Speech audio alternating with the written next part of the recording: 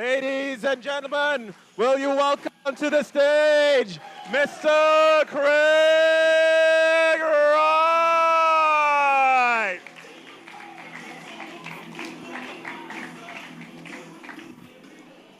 Okay, so do we have a slide, do we? Jimmy, where's my slides? Welcome, we're a technology company. We're going to present a blank slate. Because, well, not that that's what we're actually doing, but this is what Bitcoin is right now. So while I'm waiting, and Jimmy's quickly actually connecting me up, Bitcoin is a blank slate. It is what we're going to start creating. And we can do many, many things with it. Today, I'm going to start the first of many things. I've been saying soon for a long time. And I'm going to start, first of all, telling you, soon as today. So we're going to start, and we have started, releasing papers, releasing code, releasing technology, and teaching people all about Bitcoin. All the things that you've been told that you're meant to know, except we're going to start teaching you the truth. And we're going to get you to understand that with Bitcoin, the power is within. The code is rich enough. The network is strong enough. We don't need to do half the things people tell us we need to do. We don't need to rebuild it. We don't need to change it. We don't need to bastardize it. Bitcoin is powerful right now. So let's have a look at a few things here. So we got our small world mesh networks, etc. So for those who have done certain types of computer science, mathematics, and graph theory, and whatever else, you'll probably recognize a few different types of things like grids, what's Strogoff, Basati, etc. So this is how graphs are really done in reality. And the key is understanding connectivity in Bitcoin is incentivized. It's not what most people think. It's actually very close to a biological system. Bitcoin is probably, and I will argue, the first biologically inspired network. That's the difference. So we have an overlay network. Everyone loves to say, oh, you can stop Bitcoin because it sits on top of the internet. But it doesn't just sit on top of the internet. It sits on top of everything. We don't care whether you've got your special satellite connections that only special people like Samsung can use. We don't care if you're using SMS. I don't care if you're tweeting things. Because with Bitcoin Cash and low fees, you can tweet money. Tipperbot allows it. Yay, Tipperbot.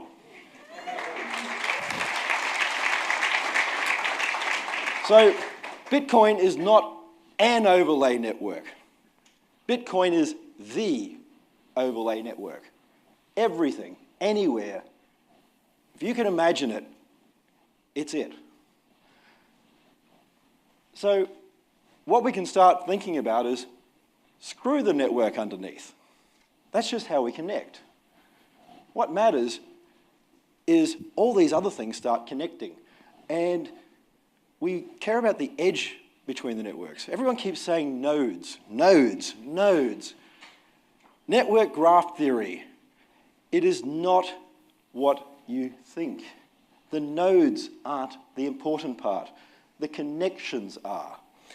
If you think about real life, it's not that you know someone, it's you know someone who knows someone who knows someone. The old small world theory, 6 degrees of Kevin Bacon. How close can you get to someone? And as we get more connected in this world, the distance becomes smaller. And that distance is important. The smaller the distance, the more connected we are, the closer we are to everyone. Metcalfe's law, everything increases exponentially. We have growth, we have development, we have an economy that becomes something special. So, topography. I've been trying to get math out there for ages, and I've got lots of mathematical papers coming out with lots and lots of squiggles that everyone will look at and go, oh, that's too complex, and go away. So rather than that, we're going to also do some other things. And I'm going to explain the things about supernode peers, and in some of the things I've studied like epidemiology, you end up with what we would call a giant network, a giant cluster. And giant clusters are those areas that are hyper-connected. And this is where people go wrong in an understanding of things like Bitcoin. They don't understand that hyperconnectivity is not centrality. It is the opposite. Centrality is that one lightning node that connects to a million other nodes, that if you DOS it, takes out everyone. Having a central group, a giant cluster, is resilient. It's the thing that in the 60s, when they tried to make DARPANET, and then ARPANET, etc., they wanted. This is the military's wet dream because you can't blow it up. You can't take it out. You can't do anything. And guess what? They didn't make it. So, we're going to have a nice, simple little video. Following in the next few weeks, months, and everything else, we're going to go much further than this. And we're going to get some, hopefully, not only explain it like I'm 5, but explain it to my grandma level videos. Ones that actually take this, some complex ones, some simple ones, some nice little animated comic ones, everything, so that you can explain Bitcoin to anyone you know. We're going to put them out there. And let every one of you take them and use them. Let you explain anything. Let you build on the ideas and teach Bitcoin to the world, because that's what we're going to do. I'm already involved with a university in Paris, a couple of them, and some other ones in Australia, and we're going to start master classes and actually try and put together some courses and start teaching people what Bitcoin really is. And along that, we're going to start with a little video and explain something about Bitcoin. So, Bitcoin, why is it resilient? So if we think the miners here, and they've got those users, we've got this network structure, and it sort of forms what is called a small world network. As we remove and connect only to those areas, we find that the miners are actually incentivized to find a giant node connection. And the users will then start connecting to miners, because users aren't as incentivized to actually keep links open. So when you send a packet, this is what happens. First hop, second hop. Bang, that's it. Every miner now has your transaction. That quick. That's why Bitcoin works. There is nothing ever where a hop to a hop to a hop. No miner is ever more than 2 hops away in Bitcoin, ever. If you're, and by miner I'm talking if you're a pool or something like that, you're a miner. Even though there's 100,000 people sitting on you, you're a mining node. Miners are incentivized to do this. Raspberry Pis are not. A Raspberry Pi will open 6 to 8, maybe sometimes 10 edges between and vertices, and basically very low level connectivity, because it takes processing power, it takes memory, it takes network bandwidth to maintain all of this. If you have to open up many, many connections, your machine grinds to a halt and becomes slower. So all those Raspberry Pis out there end up slower. They take 30 seconds, 40 seconds to transmit a transaction. And what I was showing just before, and I'll go back to the video again, is as you send that transaction, it hits all the miners. And all the miners have that transaction in 1 to 3 seconds. And it can get faster than that as well. By the time any Raspberry Pi decides that's a valid transaction, the miners have either accepted or rejected it. Because miners are incentivized to connect to miners. Every second matters to a miner. Every second. If you can mine 1 second faster, verify 1 second faster, get a block out 1 second faster, you make money. Making money makes people want to do this. We use greed for good. This is what Bitcoin does.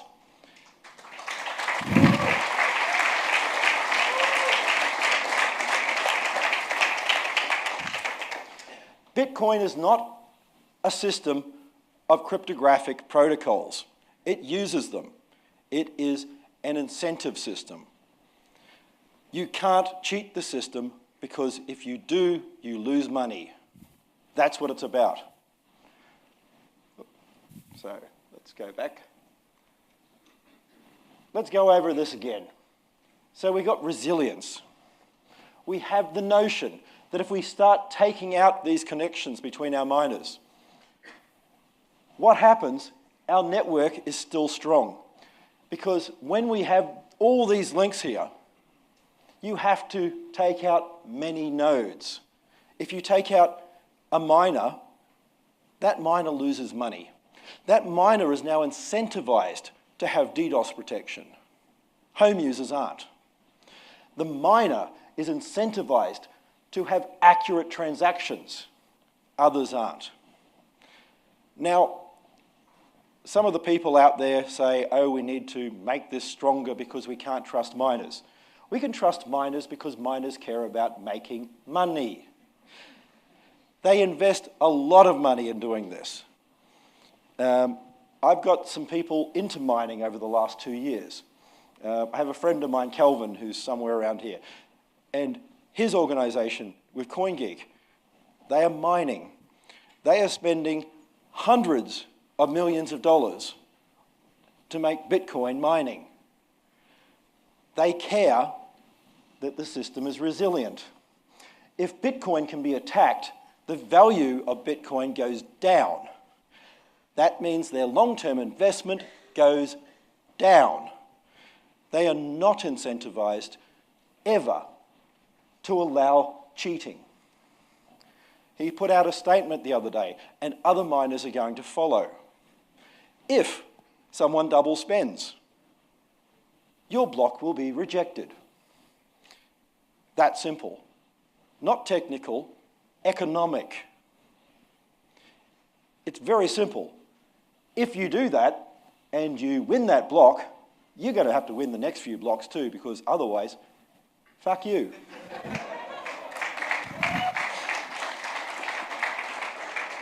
So if you're a 10% miner, your chance of getting a collusive double spend is 0. Because if you manage to get that block at your 10% chance, you're orphaned. That's how we trust things in Bitcoin. It's about people. It's about everyone working together. It is about incentivizing people to create more. So that's what we're going to be doing at nChain as well. We're going to start building and incentivizing systems. Not we want to go out there and do everything. We want to start everyone else building a Bitcoin world. So we're going to make it so that you guys can create tokens. My patents, my code, my whatever else, we're going to give it away to Bitcoin Cash for the most part.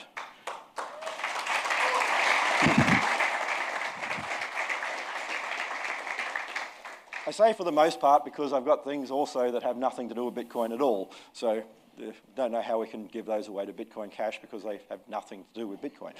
So, but that's our goal. We're going to build Bitcoin Cash as an ecosystem. I don't want a fragmented system. To be strong, it's not that we are centralized, it's that we are a whole.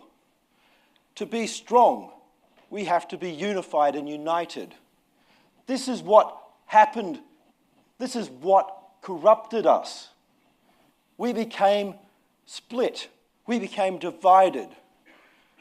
We became Ethereum. We became altcoins galore. We started becoming scam coins.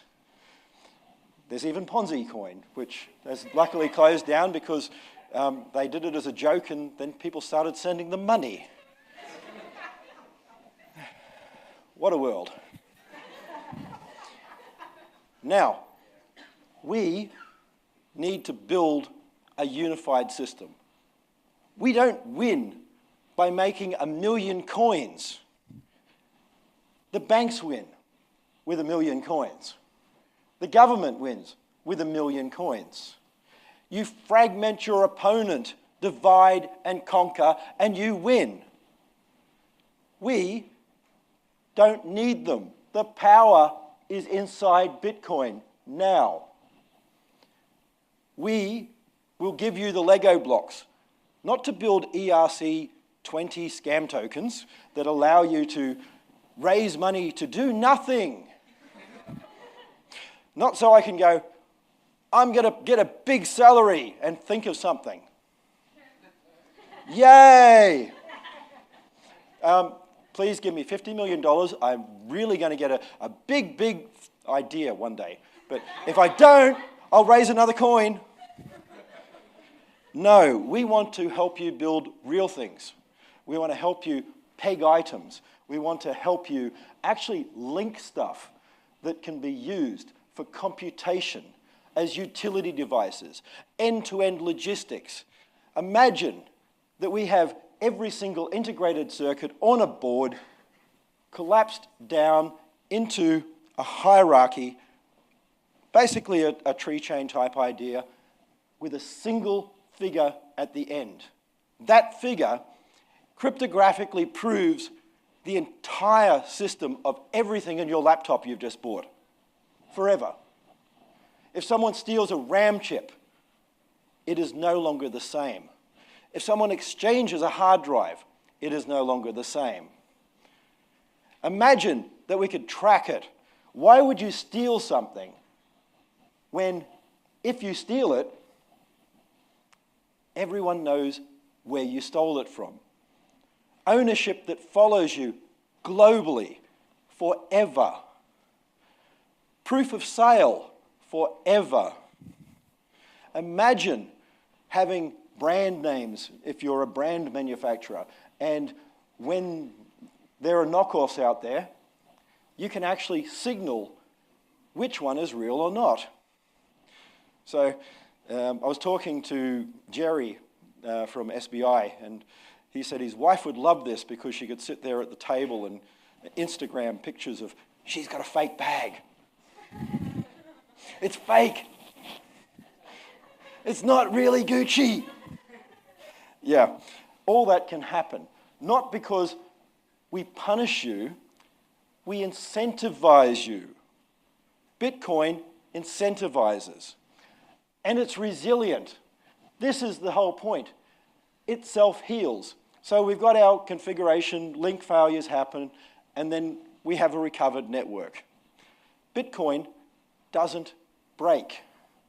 Miners stay up because they're paid to stay up. We pay them. The money is inflated a little bit, less every year. Well, actually less every 4 years, but every time that happens, they get a little chunk. Every fee we pay them is a little chunk. And they know they're getting paid money. They're competing to get paid money. They work more efficiently. They work harder to try and get more money. That's why they're honest. Because it's paying them to be honest. So, percolation. Now, I'm not going to go into too much detail here. What I am going to do is I'm going to put out a whole lot of technical papers. I'm going to get other people to make them less technical because I'm really good at ELA like 58. And unfortunately, everyone wants ELI 5. So I'm learning slowly that it means getting other people involved to actually help me do these things and remove some of the squiggly lines, but explain it otherwise. So we're going to do all of the above. And some of the master classes, and etc., that I'm going to be teaching at places like CNAM and Da Vinci in Paris will then get propagated out and et cetera, videos online, all the rest. Nodes aren't going to fail because they don't have hops. This notion that everyone puts about being able to Sybil Bitcoin, you can't. Some of my team are releasing papers. There's some in submission right at the moment. We're going to start basically putting out data, structure, etc. about the network and how it works. We're going to let other academics have fun deciding what they think the biggest flaws of Bitcoin are, because that's what you do as an academic. You never find anything good. You say, look, it's wrong. It's wrong and I'm going to fix it because, well, that's what I do as an academic. I never say anything good because, hey. All right, so initially, we form a giant node. Why? Because miners get paid. Very simple. They want to connect. The bigger level of connections they have, the more connectivity they have. Right now, most of the big miners connect to 7,000 to 8,000 other nodes. That means you need a big computer. If you spend $100 million buying ASICs, buying network connections, buying everything else, having staff, having data centers, do you care that you've got to have a big computer to sit on the edge of the network? Do you care that you've had to spend 0.01% of your money ensuring that Bitcoin's safe? Really? As a home user, you can run a node. I don't care, I'm not stopping you. What I will say is, you don't do anything. You don't validate anything. You don't ever do anything. I've had people argue with me saying, oh, but what about when Bitcoin Unlimited had their block that was very tiny little bit outside the protocol spec and just slightly too big, and it got rejected? Well, number one, that taught people a lesson. When they lost money, the miners there gave a shit. Trust me. Roger, I'm not sure if he's here or not, but I'm sure. Roger, did you care that you didn't get paid that day? I was very upset, and the CEO here heard about it a lot. Exactly.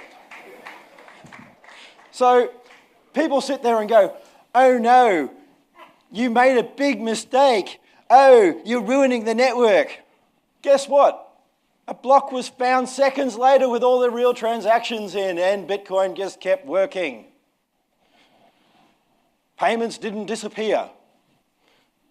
Nothing broke. Roger didn't get paid. So the reality is the trolls out there in core should have been happy. They should have been jumping up and down going, suck it, Roger. That's the reality. All the transactions in there got in. As a merchant, you got paid. As a merchant, your money's in your account. As a merchant, do you care that Roger didn't make money? No. Don't really care at all. Which miner makes money? I don't care. I'm a merchant. That simple. So in the past, we saw that propagate. The spy miners were incentivized, those who weren't validating fully, a little bit that day. Because the people who picked it up weren't home miners. The nodes were all other miners. The validation was first picked up by another miner who basically said, screw you, Roger, I'm taking this block instead. The spy miners kept mining on Roger's block for a while because they didn't validate it. They lost 28 to 35 seconds. 28 to 35 seconds in Bitcoin is significant. It is more than your profit margin. That meant people changed behavior. That's how Bitcoin works. When Kelvin and Armory is going to do some things with ABC and whatever else. Start looking at this guy's double spent, obviously, because transaction, same address, piss easy to detect. Windows XT does it already, our node can do it, all sorts of fun things. Very simple. 2 seconds later you go, this guy cheated. What do you do? Well, we're going to put both these transactions in a block. You just go, bugger you, we're not going to include your transaction. That simple. You want to cheat, we drop your transaction. Or we make you wait. If you buy a coffee, you can get it half an hour later. If it clears. Meanwhile, sit in the corner over there, because if you don't, that video camera there, we're going to send the feed with signed cryptographic proof to your local policeman. That simple. So, I don't know about you, but I'm incentivized not to spend much money trying to steal a free coffee for $5. I mean, I like my coffee, but I don't like it that much. So, we form a single giant component. Now, if we remove things in normal networks, what happens is we end up fractioning them. This is what everyone thinks Bitcoin does. They think, haha, I can attack something. No, this is what Lightning does. Lightning is densely connected at single points. It's like the internet. It's the thing that the US military got wrong. As, well, do the military ever get things wrong? Yes, no? Yeah. Seems to be that they're very good at this sort of stuff. They understand command and control. So we're going to build a highly decentralized network that has command structure built in. Yay, DARPA. So what happens? Normal networks, you start splitting them up, it breaks into fragments. There's this thing called a percolation threshold. If the percolation threshold is there, then things actually reform. So, right at the moment in Bitcoin, if you want to actually Sybil the network and you want to get a 1% benefit, anyone guess how many Sybils you need to put in the network? With 10 to 11,000 BTC nodes or 1,000 and whatever Bitcoin Cash. Ideas? No. Approximately 100 million. And you can argue that with me. I'll show you the mathematics and I'll show you the data later. They're coming out. Approximately 100 million. If you get 10,000 machines in BTC connected to a lot of machines, things are different. Even the few big miners with 10,000 connections, the few non-miners who are highly connected, like Coinbase, when they have 1,000 plus connections to other machines, you have to take down a lot. You have to take down all of those machines to break anything on Bitcoin. So if you go and you take out China, and you take out Russia, and you get rid of Canada, and you get rid of America, and I don't know, pick a continent, someone, and we blow all them up and nuke them, we still have Bitcoin. That's what the internet was supposed to do. That's how Bitcoin works. We blow up hubs and things. Yes, it slows down. It's a real bugger because, well, we've just taken out 70% of the mining hash and we've only got 30% left, and now it's taking me much, much longer, and I'm sitting there waiting, and, well, my transaction's still 0 conf in seconds, but I don't get a block for ages, but that readjusts. It might take now, say, 5 or 6 weeks for it to readjust, but less on Bitcoin Cash, of course, and everything just starts working again.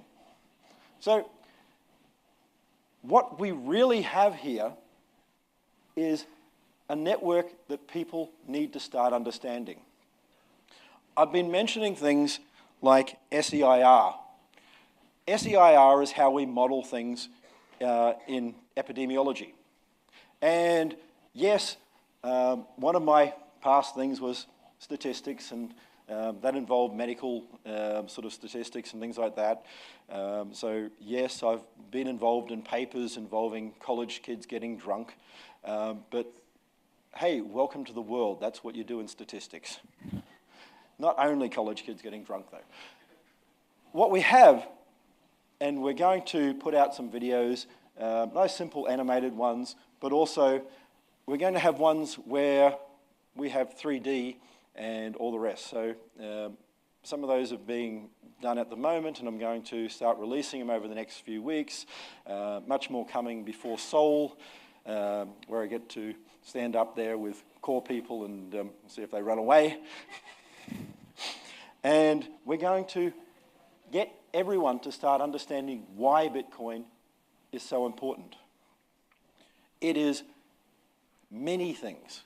You heard from Clemens, who, well, I've released a few papers to do with Turing completeness, explaining that now Bitcoin is a decider or a total Turing machine.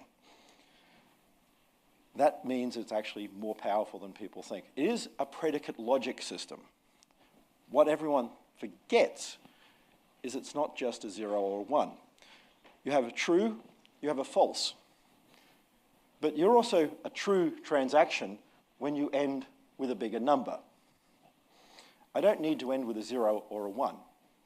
I can end with a 0 or a 9,786. You can do things with those values. We have to start rethinking Bitcoin. We have to start the idea of building upon Bitcoin. Everyone competing upon Bitcoin. When you go to something like an Apple application, you're running a web browser. That's all 99% of apps out there in the App Store are. They are a glorified web browser. It's a walled garden web browser. And they get huge amounts of money to sell you advertising. With Bitcoin, we have something that now, instead of everyone having to have what we expect to be a difficult, and no offense, I use Electron Cash, but my grandmother ain't using Electron Cash. We need to make simple apps that sit and use the Bitcoin ledger. Then we can have CryptoKitties if we want. We can have gaming if we want. We can have all the spam that they don't want in BTC because it adds volume. Volume, velocity. Velocity of money is where value comes in. In 2009, there was this chancellor guy in Britain. And if you read past the headline, the bit back on page 57, I think it was, well, I'm probably wrong on that one, don't quote me. If you look at the second part of the article, the real crux wasn't the headline. The chancellor, in his pushing on the string theory, had been pumping money to banks. They changed the regulations. They made it difficult. They wanted the banks to flood money out because that's what quantitative easing is, except they didn't. So the chancellor in Britain there came up with a wonderful thing where he said to the press, if the banks don't do what we tell them, we're going to nationalize them. Did anyone actually take the time to read the article? Nationalizing a bank. That was their answer. You do as we say, or we take you over. Don't believe me? Read the article. It's history. It's there. If governments can force banks to do things, if they can force companies to do things, they control them. It becomes slowly a totalitarian world Not because you have the guns, which they do, because they can force you to change. They can make you do things. When companies can't run themselves without a government telling them what to do, they're part of the government. That's the difference. When we can set up something like Open Bazaar, and we can set up anything else that's distributed, and you can't take it down, that's different. When we can set up money that we can tokenize to anything, that's different. When we can have logistics tracking built into Bitcoin, different. When we have one system that does everything people are trying to do, different. And I'm going to pick on some guys I saw at Token 2049, because I keep telling this story because it's funny. There were people raising a sort of new token ICO because they wanted to make a coin for the sex industry. Now, basically, I think I insulted them because I renamed it Hooker Coin. And my point there, as I've been telling people, if you have Hooker Coin, but it's more private than Bitcoin, and you have to go to an exchange and buy Hooker Coin, hi, honey, I've just bought and invested in Hooker Coin. How much do you have left? Used it. Or, hey, will you take 10 Hooker Coin for your services? No, what the fuck would I want to buy, take a coin that I can only buy other hookers with? I mean, it might be an interesting scenario. I mean,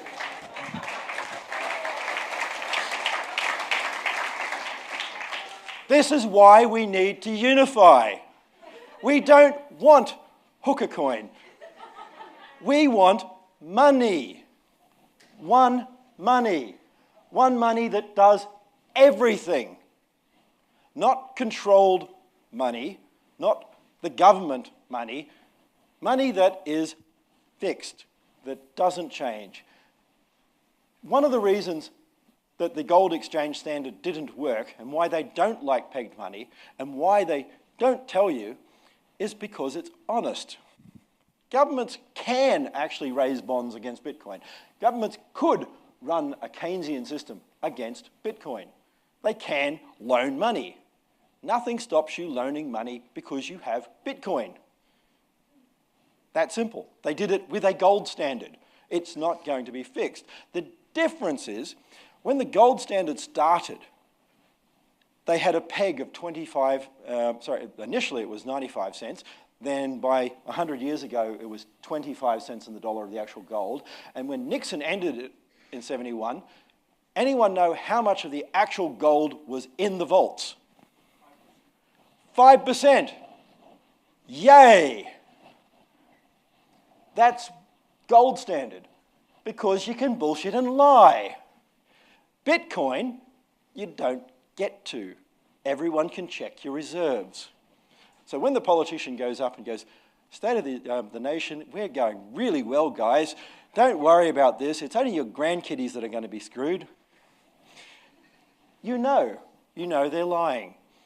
And if politicians, they're lying, they're incentivized not to. Bitcoin is an incentive scheme. Everyone say that? Bitcoin is an incentive scheme. That's the key. That's why it works. That's why people don't do stupid things. What we want and what nChain wants from all this, and that's Jimmy over there, we're going to help you build. So, thank you. All right.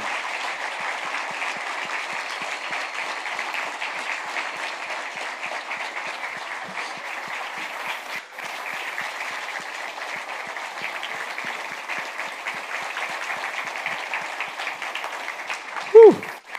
Last bit. The power of Bitcoin is within Bitcoin. The power to make it work is in us. All right. Woo! Okay. Thank you, Craig. Do we have any questions worthy of the speaker? Great, thank you for the talk, Craig. You said that miners would orphan blocks with fraudulent double spends in the context of unconfirmed transactions. Yes. I agree that would be nice, but my question is, are you saying that miners would do that now, or that we can make that possible in the future by making changes? And two, in such a case, how do the miners know for sure which of the two transactions is a legitimate one? I don't give a shit. Basically, in 2 to 3 seconds, you know. You can see those transactions, or you know most of the nodes have them. So otherwise, if it takes longer, then you can still reject the later block. If someone on a small 5% pool wins something that no one's ever seen before, then screw it, we're not accepting your block. That's obviously later. And are you saying that happens right now, or that could happen? That is going to be happening right now. So that's what Kelvin announced. That's what some other groups are going to do. And basically, fine, you want to double spend, we're going to punish you type thing. I mean, Yeah, I know, I think it's a great thing to happen. I just didn't know it was implemented on the network. Any other questions? Coming up behind you. The mic. so do we want to make it better? Yes. Do we want to get more miners saying they'll do this? Even better. If 99% of miners come out and say, this is what we're doing, that last 1% is going to follow. Keynesian beauty contest. I have a question about the idea of limited supply of coin, 21 million of Bitcoin. Where did it come from? Where did the ideas come from? And why the supply curve and limited supply is important? Well, where do ideas come from? That's always an interesting question. Probably, for a lot of people, it's probably things like alcohol. Other ones have illicit drugs. I don't do illicit drugs myself, but there's always alcohol. Alcohol and coffee always gets ideas. Sometimes they're really bad ideas. If it's alcohol, it's really bad ideas if there's enough of it. But coffee helps. Why would someone want to put a cap? Well, if you have a cap, then you have an honest way of tracking and accounting something. One of the problems that government have at the moment is if you have a certain amount of money, people know what's happening. The problem in Greece was the euro is all the same. So they can't just keep printing more. They can keep loaning money, and they can keep getting more and more interest to pay every year until they basically go into a debt spiral. But everyone can see that, and you can't cheat there. Whereas you can push it off a bit further and do something like Zimbabwe did and just make bigger and bigger money until you stop making money. But if you have a cap, then you actually, over time, can start looking at the value. And money doesn't disappear from countries the way everyone says. It moves between. So when you have money go over to China, or money go over to Britain, or whatever else, it flows in and out of one economy. But money is not what everyone tells you it is. It is liquefied trust. It is a call on future goods and services. And the amount of goods and services are what really dictates how much is in the world. If we produce more, the value of your money actually goes up. If we double production, it's going to cost you less to buy something.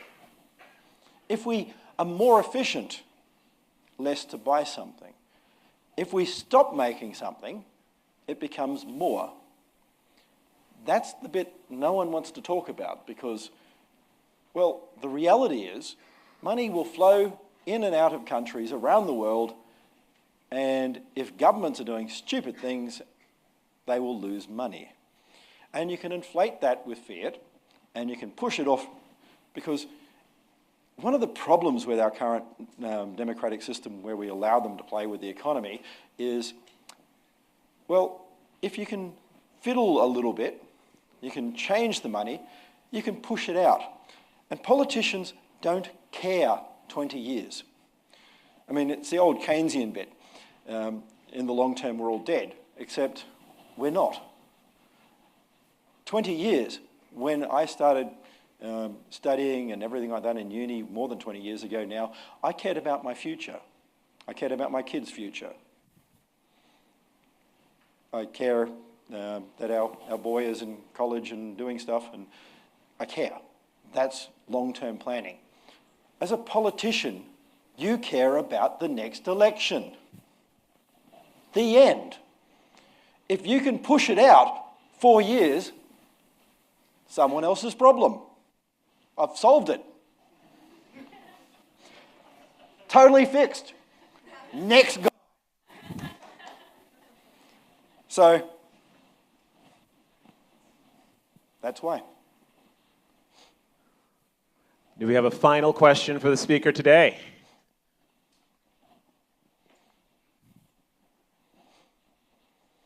Make it good. Hi, Craig. We had a discussion. You mentioned it would be good if none of these other coins existed. With the airdropping that are happening, what do you think is a better thing to do? To forget about them, not touch them, and just not do anything and not give it any velocity by sending it or spending it in any way, or just just dump it? Well, we're going to start announcing things. There's some big things being announced at CoinGeek, and we're going to start releasing papers teaching people how to do things, and we're going to start doing a whole lot of stuff which might affect stuff. And I can't tell you any of that because Jimmy over there will bitch slap me.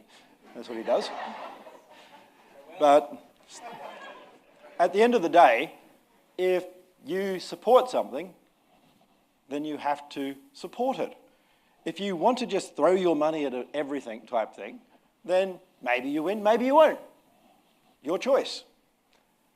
I'm going to put it quite simply. Bitcoin is all I work on. Bitcoin is my life. My next 10, 20, 30 years will be involved in Bitcoin. In that time, I want to see Bitcoin grow. I have one goal, and very simple goal. I want 5 billion people using Bitcoin daily. No other coin will do that. Everything else has decided that they don't want to be a small world graph. They want to add extra hops. Lightning is a mesh. Litecoin has tried to push everything out to users and made a mess. Monero has incentivized home users and other things and made a mess. Ethereum has decided not to be money at all, which is a mess. And we can do everything every one of them can do, and more. And I don't want to do it all. Basically, I've got enough work on my plate.